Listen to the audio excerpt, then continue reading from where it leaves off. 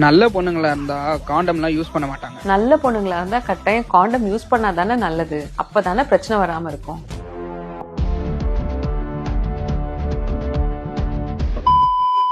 Banana சாப்பிட்டா performance செம்மையா இருக்கும். பனானால நியூட்ரியன்ஸ் இருக்கு, ஹெல்த்துக்கு ரொம்ப நல்லது. ஆனா பெர்ஃபார்மன்ஸ்க்கு நல்லதான்னு கேட்டீங்கன்னா அப்படி ஒன்றும் கிடையாது. செக்ஸுக்கு அப்புறம் காலை மேல தூக்கி வச்சு படுத்தா பிரெக்னன்சிக்கு சான்ஸ் அதிகமாமே. அப்படிலாம் கஷ்டப்பட வேண்டாம். வேணும்னா ஒரு பில்லோவை ஹிப்பு கீழே வச்சு ஒரு 1/2 மணி நேரம் படுத்துருக்கிறது நல்லது. செக்ஸுக்கு அப்புறம் யூரினேட் பண்ணா பிரெக்னென்ட் ஆக மாட்டாங்களா? செக்ஸுக்கு அப்புறம் நீங்க குழந்தை வேணும்னு நினைச்சீங்கன்னா 1/2 மணி நேரம் படுத்துட்டு அப்புறம் போய் யூரின் பாஸ் பண்ணுங்க. குழந்தைக்கு ட்ரை பண்ணலன்னா யூரின் பாஸ் பண்ணலாம், அதனால ஒன்றும் பிரச்சனை கிடையாது. ஃபர்ஸ்ட் டைம் செக்ஸுக்கு அப்புறம் ப்ளீட் ஆகலைன்னா அவ வெர்ஜினே கிடையாது. அப்படிலாம் ஒன்றும் கிடையாது. ஹைமன் கொஞ்சம் ரிலாக்ஸ் ஆகிறதுனால ப்ளீடிங் இல்லாம கூட இன்டர்கோர்ஸ் இருக்க முடியும். கேர்ள்ஸ் செக்ஷுவலி ஆக்டிவா இருந்தாங்கன்னா அவங்க பிரெஸ்ட் சைஸ் பெருசாகும். அதுக்கும் இதுக்கும் சம்மந்தமே கிடையாது. மென்சஸ் ஆகி மெனார்கி வரும்போது பிரெஸ்ட் இன்க்ரீஸ் ஆகும். 5 வருஷத்துக்கு அது இன்க்ரீஸ் ஆகும். அதுக்கப்புறம் அது இன்க்ரீஸ் ஆகாது. கல்யாணத்துக்கு அப்புறம் தான் செக்ஸ் வச்சுக்கணும். இது என்னமா கேள்வி? இது அவங்கவுங்க சாய்ஸ், அவங்கவுங்க கல்ச்சர். எனக்கு இதுக்கு பதில் சொல்ல விருப்பம் இல்லை. ஆம்பளைங்க தான் செக்ஸை இனிஷியேட் பண்ணணும். அப்படிலாம் ஒன்றும் இல்லை. 2 பேருக்கும் ஈக்குவலான ரைட்ஸ் இருக்கு. வேணும்னா இனிஷியேட் பண்ணணும். குழந்தை பெத்துக்கணும்னு நினைக்கிறவங்க தான் செக்ஸ் வச்சுக்கணும். அப்படிலாம் ஒன்றும் கிடையாது. குழந்தை பெற்று முடிச்சதுக்கு அப்புறம்